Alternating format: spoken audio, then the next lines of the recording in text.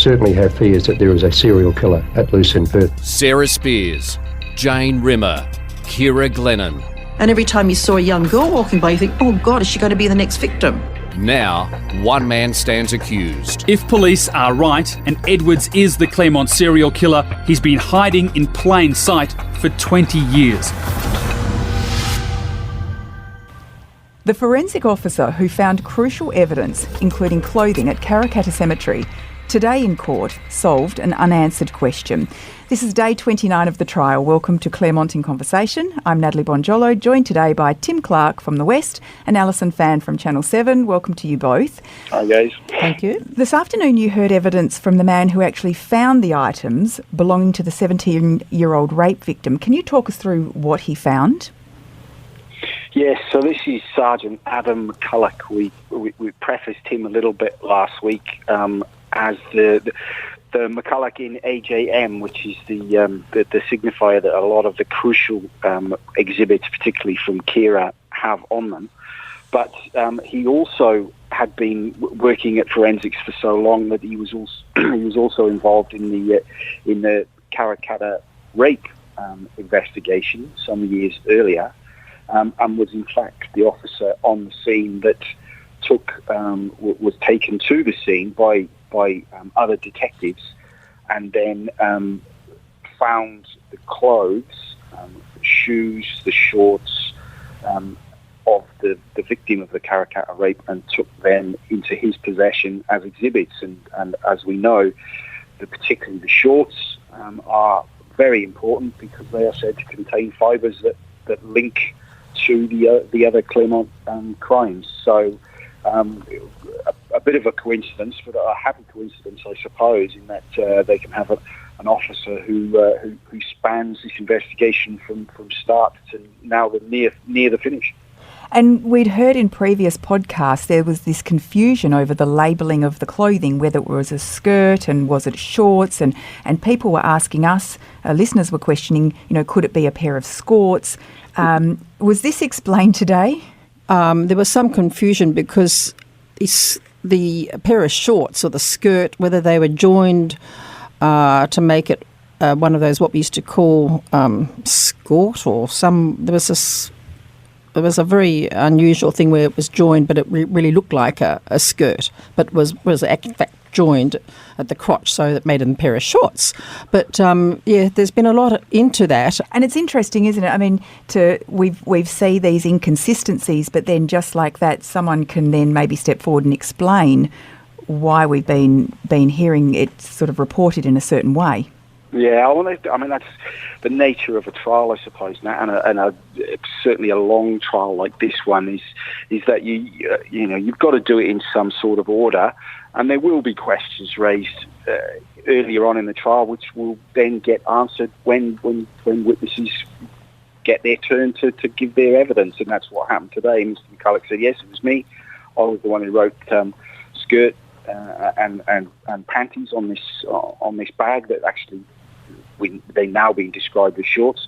I mean, realistically, it doesn't really matter whether they're a skirt or a skort or a short. What does matter is that the fibre that's on that material and how it got there and where it came from. So yeah, there was one little question answered today, but Mr. McCulloch's more important role really was that of the exhibits officer in Kira Glenn's post-mortem, because we got to hear the start of his evidence where he described how he was given all these exhibits that were being taken from the body, including the crucial fingernails and Kira's shirt, and he was the one who was given the responsibility to put them into the packaging, whether they be yellow top containers or in the shirt's case a brown paper bag, seal them up, label them, and then hand them off to where they needed to go. And of course, what's also coming out is some detectives had quite a bit of knowledge about DNA, and not DNA so much, but contamination and cross-contamination. Others have said they had no knowledge of it at all, that there was nothing in the regulations or procedures. But a couple of the detectives who've obviously looked and educated themselves by reading things at the time are quite adamant that they were very, very aware of cross-contamination, what not to touch, where to walk, exclusion zones and that sort of thing. I think probably a couple of the younger ones are quite cluey about what they did and what they didn't do. Yeah, that's an interesting point, Ali, in how their practices, they all say they did things by the book, but how far they did them, I suppose, is coming into question. Certainly, Detective Superintendent, Leenbruggen, who gave evidence yesterday, was cross-examined today. He was quite certain of how he treated his role at a crime scene, which was to keep as much distance between himself and a body and any potential evidence, unless it was his specific role to touch it. And so, yeah, there has been some differences there, but it's been noticeable to me that whenever a detective has been questioned, a lot of them have been very on the front foot to say, I certainly wouldn't open a bag or touch a body or go anywhere near a body because of the fear of contamination. It's just when they're asked about what they believe that contamination might be, whether it be DNA or trace evidence or fibres or fingerprints, some of their recollections and some of their recourse is a little bit different. Of course, there's never been a trial like this which hinges purely on the forensic evidence. Never been one like this before, so that's why it's never one this big. That's absolutely, absolutely for sure. Did Sergeant McCulloch, was he asked whether he had touched the body at any stage? He was, and he was one of the few to admit that he had, but that was above board as it was, because he was tasked with helping collect the exhibits. He said at one point he took hold of Kira's left hand during the post-mortem, while the mortuary technician, Mr. McDermott, who we heard from last week, was actually clipping those fingernails. And again, because we can't see this vision, because it's deemed too sensitive to show in open court, we're having to go on descriptions and narration, and as it comes up, it did appear today that it was Sergeant McCulloch's job to hold that hand while the fingernails were being cut. And once again, we know how crucial those fingernails are going to be. Was he quizzed at all on another mystery, and this is who collected RH17, this pristine hair sample? Did he have any answers for that? Oh, Ali's right across this one. I'll let her. Oh, thank you, Tim. No, not at all. I'm struggling to keep up with all of these numbers. Are we going to find out any more about that? I'm joking. I think we will, but it's one of those things that because we can't see, it would have, from the post-mortem vision, it would appear that there's some sort of lack of recall from those who were there about where it was taken at the body, and then where at the crime scene. I apologise, and then where it went from there. But there was a small step on that road today when Mr. McCulloch was shown a form that he filled out that confirmed that he was the one that actually took possession of it and then handed it off to Laurie Webb at Path West, where it eventually was stored. So we do know that it made its way to Sergeant McCulloch, but we still don't know exactly who it was that made the seizure at the scene. I think maybe just like the skirt and the short situation, this could be answered at some point. Someone will say, yes, that was actually me who took that hair sample, because how many officers were there that day? I think you mentioned before in a previous podcast, Tim. Oh, at the Glennon crime scene, we think over 20 now we've counted, given the macro detectives, homicide detectives, local detectives. We heard about these two forensic analysts yesterday, and then all the forensic officers. You've had mortuary people there, you've had funeral people there, you've had coroner's people there. So, yeah, it's an absolute multitude of people at such an important crime scene. But once again, we know the magnitude of this investigation, and the discovery of Kira's body was the absolute pinnacle of it, I suppose, up until maybe 8 weeks ago when the trial started. And they're going a lot into the labelling and the relabelling. In fact, today they talked about there were versions of a particular running sheet, and you've got the hair there, which was RH17, which was Hamala's initials, right? And then it goes to AM, and a few of them were written over each other on the evidence, the photographs that we were shown. In fact, today's account from the cross-examination was quite an unusual, bizarre. He gave him a spelling test. And again, that was only... I thought, gosh, where's this going? How do you spell maggot? And then how do you spell entomology? And then down the track, we learnt that his misspelling was the only way he recognised the writings of these various running sheets, because he spelt maggot, M-A-G-A-T. Entomology, he started with A-N-T and then got completely lost. And we thought, well, where is this going? But then down the track, when he was asked to identify which was his writing and which wasn't, they could tell because he was consistently spelling maggot as M-A-G-A-T and entomology with an A-N-T. So they could distinguish, because there were so many different rewrites and versions of the one account of collecting exhibits.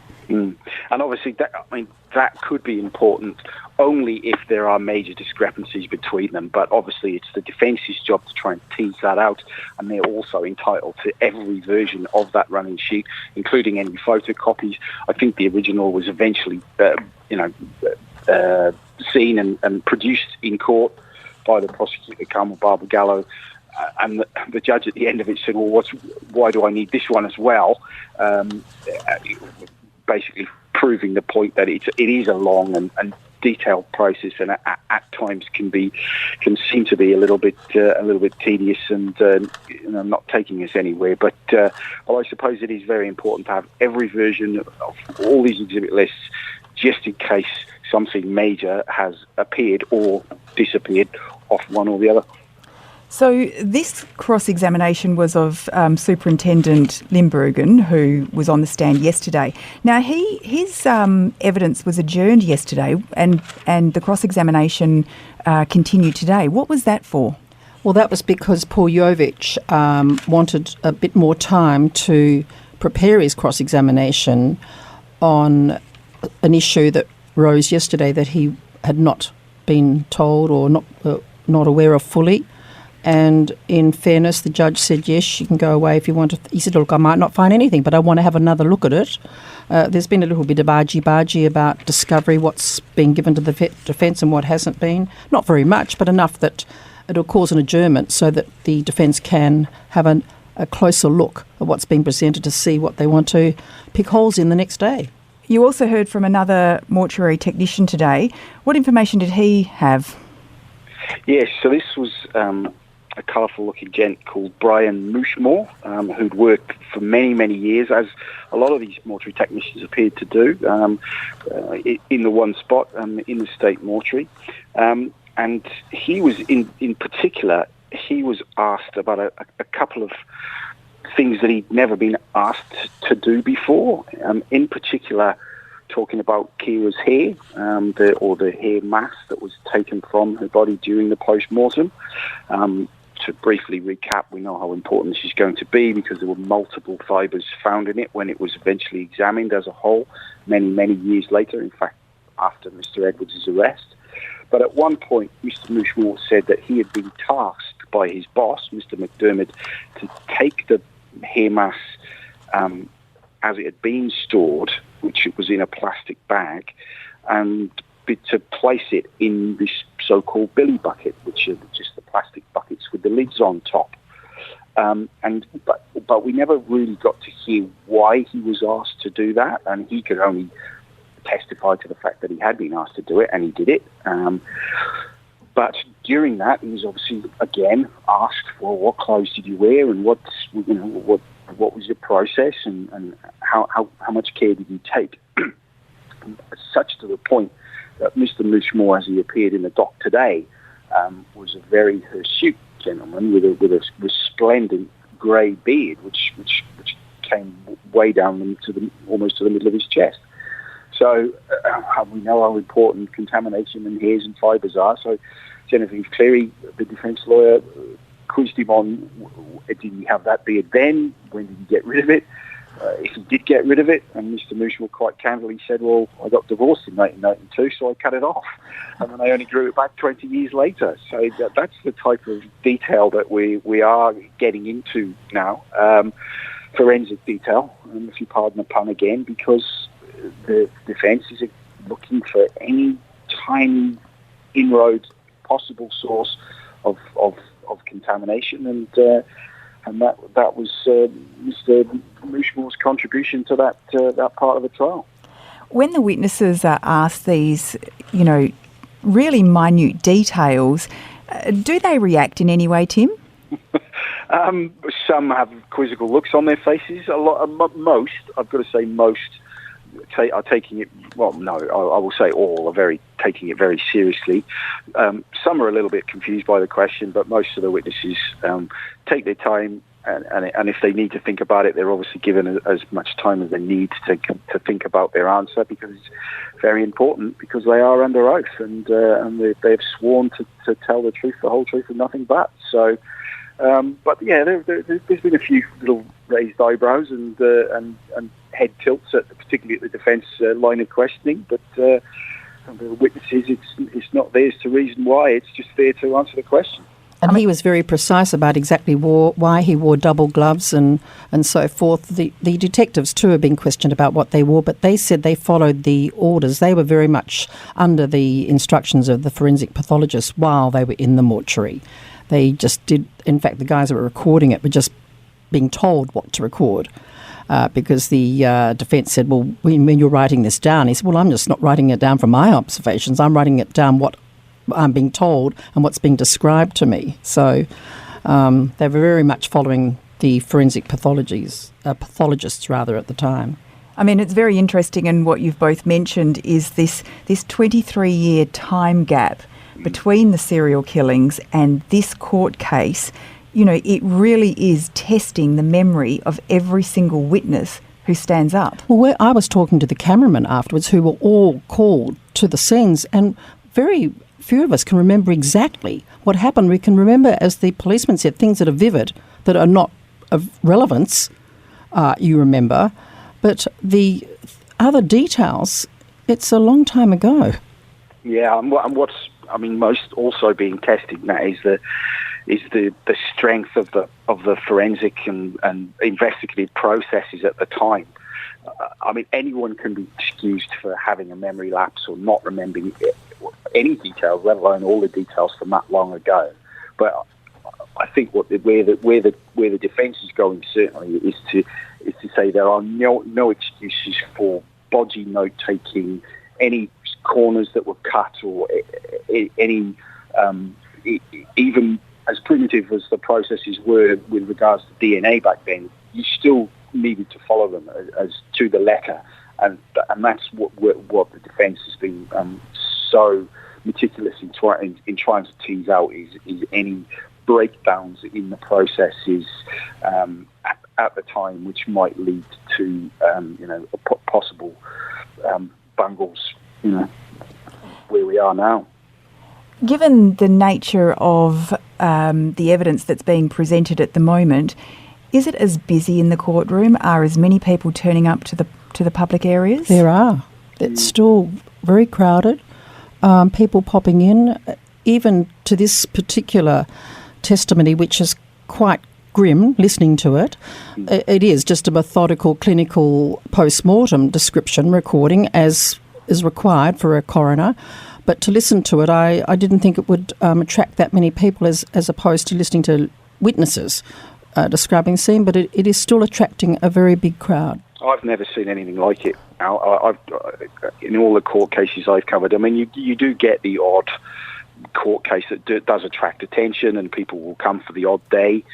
But consistently, the signs were up, the court full signs were up again earlier this week.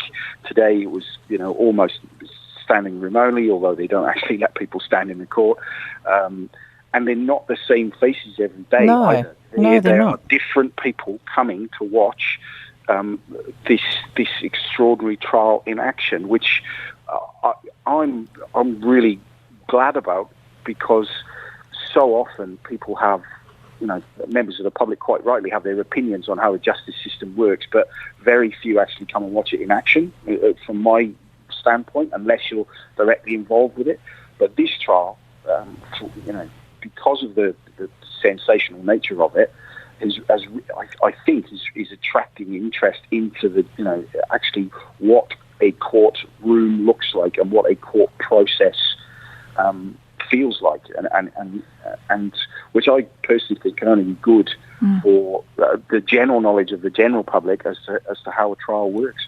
Yeah, I mean, as you've said, Tim, for the public to be engaging in the justice system in this way when we're hitting week 7 is really gobsmacking. Yeah, it is, but encouraging in terms of people apparently wanting to see for themselves rather than, rely on reports, which obviously we're trying to do our best to bring it to as many people as we can, as fairly and as accurately and as we can, because that's our jobs. But for people to give up their time at a busy time of year to come to the courtroom and sit there quietly and respectfully has been is really interesting to see. And we know how great the interest is just by the sheer volume of feedback that we receive every single day. We have a couple of listener questions before we go. This one's from Tony Gibb. In the most recent podcast profiling a serial killer, it was mentioned by Tim that jewellery was missing from Kira's body when it was found. Firstly, was there any jewellery apart from the watch that was missing from Jane's body? Secondly, was there any such items found while searching the house? There's a couple of questions in there. Kira, I mentioned there was one earring missing, but there was still jewellery attached to her body as well, a bracelet, I understand, a watch that was actually still working. Yes. It was actually still telling time. And then from Jane, we obviously know her watch went missing, but that wasn't on the body, but was found separately. But then they brought the two together. From memory, yes, Jane still had a chain around her neck, I understand, that was still there. One piece of jewellery that was at the time of Kira's disappearance that has never been found. You'll remember this, Ali. Yes, I do. The police made quite a big thing of it, trying to find it. She was wearing a Claddag brooch. On her jacket, which was quite a distinctive Irish insignia that she was wearing on her jacket at the time, and police were very keen to try and track it down, certainly after she went missing, and that's never been found. And of course, Jane's clothes. Well, that is the obvious missing item from that scene. All and of once them. again, they've never been found. And in terms of the search, I take it from that Toby means when Mr. Edwards' house was searched, no, there was nothing of linking him directly to either of the young women. And if they had, there might be that might have been a completely different outcome. And from Maria, do you know what type of evidence will be brought to the judge that links Mr. Edwards to the murder of Sarah Spears? In previous podcasts, it has been mentioned that this is the prosecution's only chance at convicting him for that crime. However, we have heard very minimal evidence. Well, there is none. She's never been found. There is none. Yeah, so that's we've discussed it in previous episodes. Maria, might not have gone through them all, but it's a purely circumstantial case with Sarah, and it's based largely around the propensity or the likelihood of someone else having carried out that crime, as well as Jane and Kira, and so that's why it's sort of cascade effect. Kira's case is the strongest because it is the most. There's physical evidence, like more DNA evidence and forensic evidence, fibre evidence, and then obviously in Jane's case there's fibre evidence, but with Sarah, because of the lack of the body, there is very little direct evidence. But what the prosecution will argue eventually when we come to that in their closing arguments is that if Mr. Edwards is convicted of Kira's and of Jean's, then what are the chances, what is the likelihood that someone else could have committed this other crime at the same time, in the same geographic location, at the same time of night, on a weekend, other than the person who killed Jane and Kira. So it's a purely circumstantial case, and it hinges very much on the verdicts in the other two. And if he's just found guilty of one, the outcome would be the same as far as sentencing. Yes, that's you don't have those American ones where they add on 300 years for each one sort of thing. That's true. The one. It's a mandatory life sentence for murder in Western Australia and willful murder, I think. We should probably check that. But the parole eligibility will then come in if he's only found guilty of one or the other. And in terms of double jeopardy, which is the end of Maria's question, she's right. It's basically a one-shot deal, unless, for instance, if Sarah's body was discovered at some stage down the track, there might be a very, very slim chance the case would be reopened. But it is a very, very, very rare occurrence.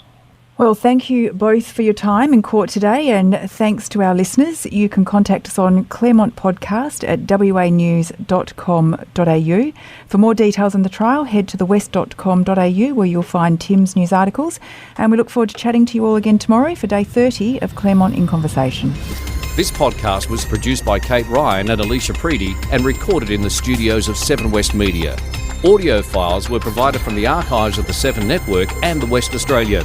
Sign up for daily emails and all the latest on the Claremont trial at thewest.com.au. Enjoying this podcast? If the story behind the headline matters to you, then you can count on thewest.com.au to deliver. For more on Claremont the trial, follow the live blog, watch the nightly news updates, and sign up for daily email updates at thewest.com.au. Subscribe now for just $1 a day at thewest.com.au.